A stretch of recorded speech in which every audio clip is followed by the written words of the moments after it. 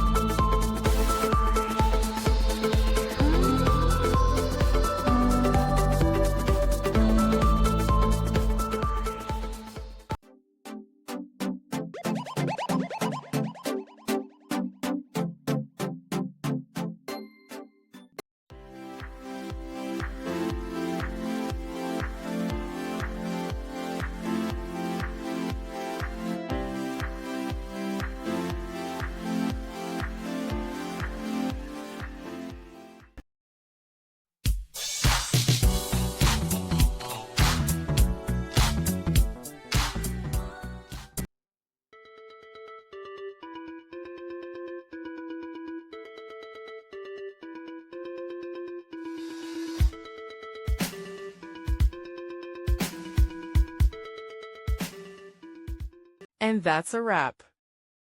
I hope you found the answer you were looking for. If you did, take a second to hit that subscribe button. It really helps out.